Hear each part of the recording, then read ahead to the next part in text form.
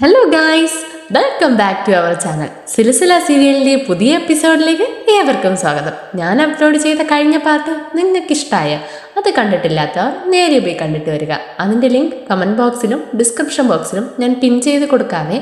അതിനു മുന്നേ എൻ്റെ ചാനൽ ആദ്യമായിട്ടാണ് കാണുന്നതെങ്കിൽ ലൈക്ക് ചെയ്യുക, ഷെയർ ചെയ്യുക, സബ്സ്ക്രൈബ് ചെയ്യുക, കൂടെ ബെൽ ബട്ടണും കൂടെ എനേബിൾ ചെയ്ത് കൊടുക്കണേ. എന്നാൽ നമുക്ക് നേരെ വീഡിയോയിലിട്ട് പോകാം. കഴിഞ്ഞ എപ്പിസോഡിൽ നന്ദിനിക്ക് തീ പിടിച്ചത് നമ്മൾ കണ്ടല്ലോ. അവൾ നല്ല പേടിച്ചിട്ട് നിന്നപ്പോൾ ഗുണാലാണ് അവളെ രക്ഷപ്പെടുത്തിയത്. പേടിച്ചു പോയ ഗുണാൽ അവളെ കെട്ടിപ്പിടിക്കുന്നു. അവൻ അവളെ കെയറിങ് ആണെന്നുള്ള ഉദ്ദേശത്തിലാണ് കെട്ടിപ്പിടിച്ചത്. എന്നാൽ നന്ദിനിക്ക് അവൻ്റെ കൂടെയുള്ള റൊമാൻറ്റിക് മൂഡിലാണ് അവനെ തിരിച്ച് ഹഗ് ചെയ്തത്. ഇവിടെ മൗലിയാണ് കാണിക്കുന്നത്. അവൾ എല്ലായിടത്തും ഗുണാലിനെ തേടി നോക്കി, എന്നാൽ കണ്ടില്ല. ലാസ്റ്റ് ഒന്ന് നന്ദിനിയുടെ വീട്ടിൽ പോയി നോക്കാമെന്ന് വിചാരിച്ച് അവിടേക്ക് വന്നതാണ്. അവൾ വന്ന് ഡോറ് തുറന്നപ്പോൾ അവൾ നല്ല ഞെട്ടി. നമ്മൾ വിചാരിക്കും ഇനി ഇവരെ കൈയോടെ പിടിച്ചോ എന്ന്, ഇനി കെട്ടിപ്പിടിച്ചുകൊണ്ടിരിക്കുന്നതൊക്കെ കണ്ടോ എന്ന്. എന്നാൽ അതൊന്നും നടന്നില്ല. മൗലി കൗതുക തുറന്നപ്പോൾ അവർ രണ്ടുപേരും ഡിസ്റ്റൻസ് ഇട്ട് നിൽക്കുന്നതാണ് കണ്ടത്. ഒന്നും നടക്കാത്ത പോലെ ഗുണാലിനെ കണ്ട മൗലി, ഗുണാൽ നീ ഇവിടെയാണോ ഇത്ര നേരം? നന്ദിനി, നിങ്ങൾ രണ്ടുപേരും ഇവിടെയാണോ? നിന്ന് അറ്റ്ലീസ്റ്റ് ഒരു ഫോണെങ്കിലും ചെയ്ത് പറഞ്ഞുകൂടായിരുന്നോ? അപ്പോഴാണ് ഗുണാൽ നടന്ന കാര്യങ്ങളൊക്കെ പറയുന്നത്. നീ പറഞ്ഞത് കൊണ്ടാണ് ഞാനിങ്ങ് വന്നേ. അപ്പോഴാണ് ഡോർ ലോക്കായത്. വെളിയിൽ നിന്ന് ആരെങ്കിലും തുറന്നാൽ മാത്രമേ പുറത്തിറങ്ങാൻ പറ്റുമായിരുന്നുള്ളൂ. അത് കാരണമാണ് ഞാനും നന്ദിനിയും ഇവിടെ തന്നെ നിന്നത്. അങ്ങനെയൊക്കെ പറയുന്നു. അപ്പോഴാണ് നന്ദിനിയുടെ സാരിയിൽ തീ പിടിച്ചിരിക്കുന്നത് മൗലി കാണുന്നത്. നിനക്കെന്ത് പറ്റി? അത് ഞാൻ ക്യാൻഡിൽ കത്തിച്ചപ്പോൾ അറിയാതെ സാരിയിൽ പിടിച്ചു. അയ്യോ, ഇങ്ങനെയൊക്കെ നടന്നോ? കറക്റ്റ് സമയത്താണല്ലേ ഞാൻ വന്നത്, അല്ലെങ്കിൽ എന്തേലും ദോഷം സംഭവിക്കുമായിരിക്കും. ശരി, ഇതിന് ശേഷം ഇനി ഇവിടെ നിൽക്കണ്ട. നിൻ്റെ വീട്ടിലെ എല്ലാ ജോലിയും കഴിഞ്ഞതിന് ശേഷം ഇനി ഇവിടെ വന്നാൽ മതി. വാ പോകാം നമ്മുടെ വീട്ടിൽ എന്നും പറഞ്ഞ് അവളെ കൂട്ടിക്കൊണ്ടു പോകുന്നു. നന്ദിനി ഗുണാലിനെ ഒന്ന് റൊമാൻറ്റിക്കായിട്ട് നോക്കിയിട്ടാണ് പോകുന്നത്. അങ്ങനെ നെക്സ്റ്റ് മോർണിംഗ് ആവുന്നു. എല്ലാവരും ബ്രേക്ക്ഫാസ്റ്റ് കഴിക്കുകയാണ്. നല്ല ഹാപ്പിയായി എല്ലാവരും ഇരുന്ന് സംസാരിക്കുന്നു. അപ്പം മൗലി ഗുണാലിനോട് പറയാണ്, ഗുണാൽ, എനിക്കിന്ന് തനിയെ പോകാൻ പറ്റില്ല. പറ്റുവാണെങ്കിൽ എന്നെ ഒന്ന് ഹോസ്പിറ്റൽ ഡ്രോപ്പ് ചെയ്യോ പ്ലീസ്. അവൻ എന്തോ തെറ്റായിട്ട് ചോദിച്ച പോലെ അവൻ ദേഷ്യപ്പെടുന്നു പെട്ടെന്ന്. എപ്പോഴും എന്നെ ഇങ്ങനെ ശല്യപ്പെടുത്തണോ മൗലി നിനക്ക്? എനിക്കും ഉണ്ട് ജോലി ഹോസ്പിറ്റലിൽ. ഇന്നൊരുടെ നീ അഡ്ജസ്റ്റ് ചെയ്യും എന്നൊക്കെ എല്ലാവരും മുന്നേ വെച്ച് വഴക്ക് പറയുന്നു. അപ്പോൾ അമ്മായിയമ്മ ഇടപെടുന്നു. എന്തിനാടാ നീ ഇങ്ങനെ ദേഷ്യപ്പെടുന്നേ? അവളതിന് എന്താ പറഞ്ഞേ? ഇവിടെ നടക്കുന്ന എല്ലാ കാര്യങ്ങളും നന്ദിനിയും ശ്രദ്ധിക്കുന്നുണ്ടായിരുന്നു. ഗുണാൽ എന്തിനാ മൗലിയുടെ ഇപ്പം ഇങ്ങനെയൊക്കെ? ഞാൻ കാരണമാണോ? ഇന്നലെ നടന്ന ആ കാര്യം മനസ്സിൽ വച്ചിട്ടായിരിക്കും ഗുണാൽ മൗലി അവോയ്ഡ് ചെയ്യുന്നത്. എനിക്ക് അങ്ങനെ തോന്നുന്നു എന്നവൾ പറയുന്നു. മനസ്സിലാണ് പറഞ്ഞത്. മൗലിയും ദേഷ്യത്തോടെ സംസാരിച്ചിട്ട് അവിടെ നിന്ന് പോകുന്നു. മൗലിയുടെ ഫേസ് നല്ല സങ്കടത്തിലാണ്. മൗലിയുടെ ഫേസ് കണ്ട നന്ദിനിക്ക് നല്ല പാവം തോന്നുന്നു. ഉടനെ മുത്തശ്ശിയോട് ചോദിക്കുകയാണ്, മുത്തശ്ശി, ഇവരെപ്പോഴും ഇങ്ങനെ തന്നെയാണോ? എപ്പോഴും വഴക്കാണോ? ഇല്ല മോളെ, ഗുണാലിനാണേ മൗലി എന്ന് പറഞ്ഞ ജീവനാണ്, ഭയങ്കര സ്നേഹമാണ്. എന്നാൽ കുറച്ച് ദിവസമായിട്ട് ഇപ്പം ഇങ്ങനെ തന്നെയാണ്, എന്താണെന്ന് അറിയില്ല.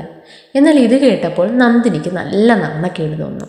ഉടനെ മനസ്സിൽ വിചാരിക്കുന്നു, ഇനി ഞാനിവിടെ താമസിച്ചാൽ ശരിയാവില്ല എന്ന്. അതുകൊണ്ട് ആരെയോ വിളിച്ച് സംസാരിക്കുകയാണ്. എൻ്റെ വീട്ടിൽ കുറച്ച് വർക്ക്സ് പെൻഡിങ് ആണ്, അത് ഇന്ന് തന്നെ കംപ്ലീറ്റ് ആക്കി തരണം. എനിക്ക് നാളെ തന്നെ ആ വീട്ടിൽ താമസിക്കണം കേട്ടോ എന്നൊക്കെ പറയുന്നു. ഓക്കെ മാഡം, നിങ്ങളൊന്നും ടെൻഷൻ അടിക്കേണ്ടതില്ല, ഞാൻ നോക്കിക്കോളാം എന്ന് മറുവശത്ത് നിന്നാൾ പറയുന്നു. നന്ദിനി വീട് മാറാമെന്ന് ഉറപ്പിച്ചതുപോലെ തന്നെയാണ് ഇവിടെ നമ്മുടെ മൗലിയാണ് കാണിക്കുന്നത്. അവൾ തുണിയൊക്കെ മടക്കി വെച്ചുകൊണ്ടിരിക്കുകയാണ്. ഗുണാൽ വന്ന് നോക്കിയിട്ട്, ഇവളെന്തിനാ ഇപ്പോൾ ഡ്രസ്സെല്ലാം എടുത്ത് പാക്ക് ചെയ്തിട്ടിരിക്കുന്നത്? ഇനി ഇവൾ എന്നോടുള്ള ദേഷ്യം കൊണ്ട് ഇനി വീട്ടിൽ ചെന്ന് നിൽക്കാൻ വല്ലതും പോവുകയാണോ എന്ന് വിചാരിച്ചിട്ട്, എന്ത് പറ്റി? ഇതെന്താ, നീ എവിടെ പോകുന്നു എന്നൊക്കെ അവൻ ചോദിച്ചിട്ടിരിക്കുന്നു. അപ്പോൾ ടൈമിൽ നന്ദിനി അവിടെ വന്ന് പറയുന്നു, ഇല്ല ഗുണ, ഞാൻ എൻ്റെ വീട്ടിൽ പോകുന്നു. അതിന് ഡ്രസ്സൊക്കെ പാക്ക് ചെയ്യാൻ മൗലിനെ ഹെൽപ്പ് ചെയ്യുകയാണ് എന്നൊക്കെ പറയുകയാണ്. ഇത് കേട്ട ഗുണാലിന് ഭയങ്കര ഷോക്ക്. എന്താ ഇത്? എന്നെ വിട്ട് വീണ്ടും നന്ദിനി പിരിഞ്ഞു പോവുകയാണോ? ഇവൾക്ക് ഇവിടെ തന്നെ നിന്നൂടെ എന്നൊക്കെ അവൻ മനസ്സിൽ വിചാരിക്കുന്നു. അപ്പം മൗലി പറയാണ്, ഞാൻ കുറേ പറഞ്ഞു നോക്കി, പക്ഷേ നന്ദിനിക്ക് ഒരേ നിർബന്ധം പോലെ നാളെ തന്നെ അങ്ങോട്ട് പോകണമെന്ന്. ഞാൻ ഡ്രസ്സെങ്കിലും മടക്കി വെച്ച് ഹെൽപ്പ് ചെയ്യാമെന്ന് വിചാരിച്ചു എന്ന് പറഞ്ഞ് നന്ദിനിയെ ചെന്ന് കെട്ടിപ്പിടിക്കുന്നു. രണ്ടുപേരും നല്ല ഫീലായി എമോഷണലായി സംസാരിക്കുന്നു. നീ നിൻ്റെ ഭർത്താവിനെ വിട്ടു വന്ന് ഇവിടെയല്ലേ ഇത്രയും നാൾ താമസിച്ചേ, നമ്മളെന്ത് ഹാപ്പി ആയിട്ടാണ് താമസിച്ചല്ലേ, ഞാൻ നിന്നെ ഒരുപാട് മിസ് ചെയ്യുന്ന നന്ദിനി എന്ന് രണ്ടുപേരും ഇമോഷണലായിട്ട് സംസാരിക്കുന്നു. ഇങ്ങനെ മൗലി ഹഗ് ചെയ്ത് ഫീൽ ചെയ്ത് സംസാരിക്കുമ്പോൾ പോലും നന്ദിനി ഗുണാലിനെ നോക്കിയാണ് ഫീൽ ചെയ്ത് കരഞ്ഞിട്ടിരിക്കുന്നത്. മൗലിയെ മിസ് ചെയ്യുമോ എന്തോ എന്നറിയില്ല, പക്ഷെ അവൾ മൗലിയുടെ ഹസ്ബൻഡിനെ നന്നായിട്ട് മിസ് ചെയ്യുമെന്ന് എനിക്ക് തോന്നുന്നു അവളുടെ റിയാക്ഷൻ കണ്ടിട്ട്. ശരി, നിങ്ങൾ സംസാരിച്ചുകൊണ്ടിരുന്നോ, ഞാൻ പോകുന്നു എന്ന് പറഞ്ഞിട്ട് ഫീലായിട്ട് നന്ദിനി അവിടെ നിന്ന് കരഞ്ഞിട്ട് പോകുന്നു. ഇവിടെ വന്നിട്ട് ഗുണാലിന് മനസ്സിലാവുന്നുണ്ട്, ഇനി നന്ദിനി ഇങ്ങനെ ഇപ്പോൾ പെട്ടെന്ന് പോകണമെന്ന് പറയുന്നത് ഞാൻ രാവിലെ മൗലിയുടെ അടുത്ത് ദേഷ്യപ്പെട്ടത് കൊണ്ടാണോ എന്നൊക്കെ മനസ്സിൽ വിചാരിച്ചിട്ട് ഞാൻ നന്നായിട്ട് ദേഷ്യപ്പെട്ടെന്നോ എന്ന് തിങ്ക് ചെയ്ത് ഫീൽ ചെയ്ത് ഗുണാൽ മൗലിയുടെ അടുത്ത് സംസാരിക്കാൻ പോവുകയാണ്. ഇങ്ങോ നോക്കൂ മൗലി, ഞാൻ രാവിലെ നല്ല ടെൻഷനിലായിരുന്നു, കുറച്ച് പ്രോബ്ലംസൊക്കെ ഉണ്ട്, അതിനെക്കുറിച്ചൊക്കെ ചിന്തിച്ചിട്ടിരുന്നു. അപ്പോഴാണ് നീ അങ്ങനെ ചോദിച്ചപ്പോൾ ഞാൻ എല്ലാ ദേഷ്യവും നിന്നോട് കാണിച്ചത്. ഞാൻ വേറെ ആരടുത്ത് കാണിക്കും എൻ്റെ ഫീലിങ്സൊക്കെ? നീ എൻ്റെ വൈഫല്ലേ, നിന്നോടല്ലേ എനിക്ക് ഇങ്ങനെയൊക്കെ കാണിക്കാൻ പറ്റത്തുള്ളൂ.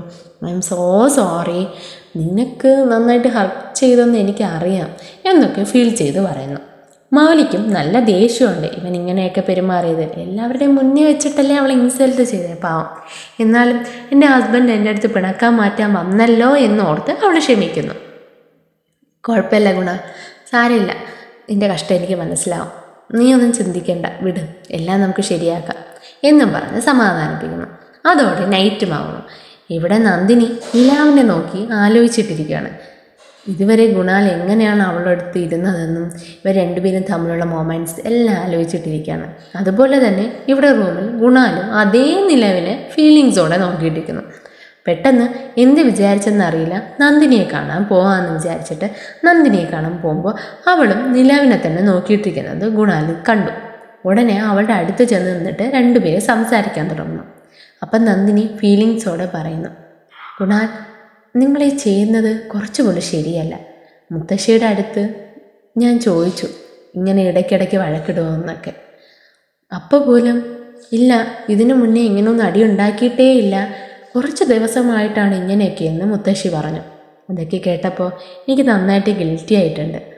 ഇന്നലെ നമ്മൾ എന്തോ ഒരു ഇമോഷണലായിട്ടാണ് ഹഗ് ചെയ്തത്, ബട്ട് അതൊന്നും സത്യമല്ല. ഇനി തൊട്ട് നിങ്ങളിങ്ങനൊന്നും ചെയ്യാതിരിക്കുക. മൗലിയിലെ അടുത്ത് നിങ്ങൾ എങ്ങനെയാണോ പണ്ടിരുന്നത് അതുപോലെ തന്നെ ഇരിക്കും, പ്ലീസ്. ഇങ്ങനെ അവളെ ഹർട്ട് ചെയ്യല്ലേ. ഞാൻ വന്നത് തൊട്ടാണ് നിങ്ങൾ തമ്മിൽ ഡിസ്റ്റൻസ് വന്നതും നിങ്ങളെ തമ്മിൽ പിരിച്ചത് തന്നെ ഞാനാണോ എന്ന ഒരു ഗിൽറ്റി ഫീലിംഗ് എനിക്ക് തോന്നുന്നുണ്ട്. അതുകൊണ്ടാണ് എനിക്ക് ഈ വീട്ടിലിരിക്കുന്നതേ എന്തോ പോലെ തോന്നുന്നത്. അതുകൊണ്ടാണ് ഞാൻ എത്രയും പെട്ടെന്ന് തന്നെ ഈ വീട് വിട്ടു പോകാൻ എന്ന് വിചാരിച്ചത്. അത് ഞാൻ മൗലിയുടെ അടുത്ത് പറഞ്ഞത് അതുകൊണ്ടാണ്. നന്ദിനി അങ്ങനെയൊക്കെ പറയുമ്പോൾ ഗുണാൽ പറയും, എന്ത് നീ ഇങ്ങനെയൊക്കെ പറയുന്നേ, എനിക്ക് നിൻ്റെ കൂടെ ഇരിക്കണം എന്നാണ് തോന്നുന്നത്. അതെന്തുകൊണ്ടാണെന്ന് എനിക്കറിയില്ല. ഞാൻ തെറ്റാണ് ചെയ്യുന്നതെന്നും എനിക്കറിയാം. പക്ഷേ എന്നാലും നിന്നെ വിട്ട് പിരിയാൻ എനിക്ക് പറ്റുന്നില്ല. പക്ഷേ നീ ഇങ്ങനെയൊക്കെ പറയുമ്പോൾ കുഴപ്പമില്ല, ഞാൻ സമ്മതിച്ചു തരാം എന്ന് പറഞ്ഞിട്ട് കരഞ്ഞിട്ടേ അവൻ അവിടെ നിന്ന് പോകുന്നു.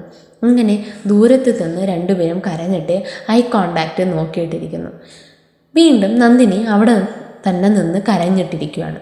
നെക്സ്റ്റ് മോർണിംഗ് ആവുന്നു. നന്ദിനി അവളുടെ വീട്ടിലേക്ക് പോകാൻ ഇറങ്ങി എന്ന് തോന്നുന്നു. മുത്തശ്ശിയുടെ അടുത്തും അമ്മയുടെ അടുത്തും അങ്ങനെ എല്ലാവരുടെ അടുത്ത് നിന്ന് അനുഗ്രഹം മേടിച്ചിട്ട് ഞാൻ പോയിട്ട് വരാം എന്നും പറഞ്ഞ് വീട്ടിൽ പോകാൻ ഇറങ്ങുവാണ്. മൗലിയാണ് അവളെ കൂട്ടിക്കൊണ്ടുപോയി വിടാൻ പോകുന്നത്. അവർ രണ്ടുപേരും ഫ്ലാറ്റിൽ പോകുന്ന ആ ടൈം ഇവിടെ രാജദീപ് വന്നിരിക്കുകയാണ്. അവൻ അവൻ്റെ ലോയർ ഫ്രണ്ടിനെ കാശിനെ കുറിച്ചൊക്കെ സംസാരിക്കാൻ വേണ്ടിയിട്ടാണ് വന്നതെന്ന് തോന്നുന്നു. അപ്പോൾ മൗലിയും നന്ദിനിയും ഫ്ലാറ്റിൻ്റെ ഉള്ളിലോട്ട് പോകുന്നത് അവൻ കാണുന്നു. ഇവർ രണ്ടുപേരും ഇവിടെ എന്താ ചെയ്യുന്നത്? അപ്പോൾ എന്തോ ഒന്നുണ്ട്. ഇനി നന്ദിനി ഇവിടെയാണോ സ്റ്റേ ചെയ്തിരിക്കുന്നത്? അതറിയാൻ വേണ്ടിയിട്ട് നോക്കിയിട്ട് ഇരിക്കുകയാണ്. വാച്ച്മാൻ്റെ അടുത്ത് ചെന്ന് ചോദിക്കുകയാണ്, നോക്കൂ, ഇതോ അവിടെ രണ്ടുപേർ പോകുന്നില്ലേ, അവരെ പറ്റി അറിയുമോ? ഈ ഫ്ലാറ്റിൽ അവർ രണ്ടുപേരിൽ ആരാണ് താമസിക്കുന്നത് എന്നൊക്കെ ചോദിച്ച് മനസ്സിലാക്കാൻ ശ്രമിക്കുന്നു. അപ്പോൾ ആ വാച്ച്മാൻ കറക്റ്റാണ് പറയുന്നത്, ഇങ്ങ് നോക്കൂ സാർ, ഇങ്ങനെ വന്ന് ഒന്നും എന്നോട് ചോദിക്കരുത്, അങ്ങനത്തെ ഒരു കാര്യവും ഞാൻ പറയില്ല, ഞാൻ എൻ്റെ ജോലിയിൽ ഉറച്ചു തന്നെയാണ് നിൽക്കുന്നത്. ഇങ്ങനത്തെ കാര്യങ്ങളൊന്നും ഷെയർ ചെയ്യാൻ പാടില്ല. നിങ്ങൾ ആരാണെന്ന് കൂടെ എനിക്കറിയില്ല. ഇവിടെ കുറിച്ച് താമസിക്കുന്നവരുടെ ഡീറ്റെയിൽസ് ഒന്നും അങ്ങനെ പുറത്തു പറയാൻ പാടില്ല എന്ന് പറയുമ്പോൾ ക്യാഷ് കൊടുത്ത് സത്യം പറയിപ്പിക്കാൻ നോക്കുന്നു. ഇതൊന്നും എന്നെക്കൊണ്ട് പറ്റില്ല സാർ, നിങ്ങളിപ്പോൾ ഇവിടെ നിന്ന് പോകുന്നോ അതോ ഞാൻ എൻ്റെ സാറിനോട് പറയട്ടെ എന്ന് പറയുമ്പോൾ പോടാ എന്ന് പറഞ്ഞുകൊണ്ട് അവനും അവിടെ നിന്ന് പോകുന്നു. ഇവിടെ തേങ്ങയൊക്കെ ഇടച്ച് രണ്ടുപേരും വീടിനകത്ത് തന്നെ നന്ദിനിയും കൊണ്ടാക്കിയിട്ട് മൗലി പറയാണ് ഞാൻ പോയിട്ട് വരാമെന്ന് എന്നും പറഞ്ഞിട്ട് മൗലി അവിടെ നിന്ന് പോകുന്നു. അപ്പോൾ മൗലി പുറത്ത് വരുന്നത് കണ്ട ആ രാജദീപ് ഒരു ക്രിമിനൽ മൈൻഡിൽ ഒരു പ്ലാൻ ഉണ്ടാക്കുന്നു. ഇവിടെ നന്ദിനി ജോലിക്ക് കുറേ ആളുകളെ വച്ചിട്ടുണ്ടായിരുന്നു, ഒരു 4-5 പേരുണ്ടായിരുന്നു. അതിൽ ഒരാളായിട്ട് വേഷം ധരിച്ച് അവളുടെ വീട്ടിലേക്ക് കയറുന്നു. അവൻ്റെ ഫേസൊക്കെ മറച്ച് വെച്ചത് കൊണ്ട് നന്ദിനിക്കാണെങ്കിൽ ഇവനെ കണ്ടുപിടിക്കാനും പറ്റില്ല. സോ അവിടെ അവന് ഒരു അലമാരയുണ്ട്, അതിൽ പോയി നിങ്ങൾ ശരിയാക്കൂ എന്ന് പറഞ്ഞിട്ട് നന്ദിനി കോൾ ചെയ്തിട്ടിരിക്കുന്നു.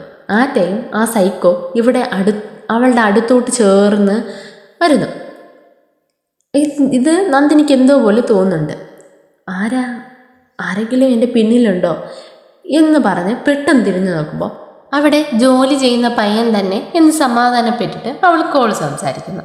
അപ്പോൾ രാജദീപിൻ്റെ കൂടെ വന്ന ആളുകൾ അവൻ്റെ ആൾക്കാരാണെന്ന് തോന്നുന്നു. അവൻ കണ്ണ് കാണിച്ചിട്ട് പോകാൻ പറഞ്ഞു. ഉടനെ തന്നെ അവരും അവിടെ നിന്ന് പോകുന്നു. ഇവിടെ രാജദീപ് മാത്രം ഒറ്റയ്ക്കിരുന്നു. അവൻ വന്ന് കഥ കടച്ച് വരുന്നു. നന്ദിനി കോൾ ചെയ്തിട്ടല്ലേ ഇരിക്കുന്നത്. നന്ദിനിയുടെ പിന്നിൽ വന്നിട്ട് ഞാൻ നിന്നെ ഒരിക്കലും വെറുതെ വിടാൻ പോണില്ല. എനിക്ക് നീ ഡിവോഴ്സ് തന്നിട്ട് നീ നല്ല ഹാപ്പി ആയിട്ട് മൂവ് ഓൺ ചെയ്ത് ജീവിക്കാമെന്ന് കരുതിയല്ലേ. എനിക്ക് നിന്നെ കിട്ടിയില്ല, നിന്നെ വേറെ ആർക്കും കിട്ടരുത് എന്ന് പറഞ്ഞ് ഒരു സ്ക്രൂ ഡ്രൈവർ പോലെ ഒരു സാധനം കയ്യിൽ വെച്ച് നോക്കിയിട്ട് ഇരിക്കുവാണ്. എന്ത് ചെയ്യാൻ പോകുന്നു എന്നറിയില്ല. ഇതെല്ലാം അറിയണമെങ്കിൽ നെക്സ്റ്റ് പാർട്ട് വരെ വെയിറ്റ് ചെയ്യുക. ബൈ.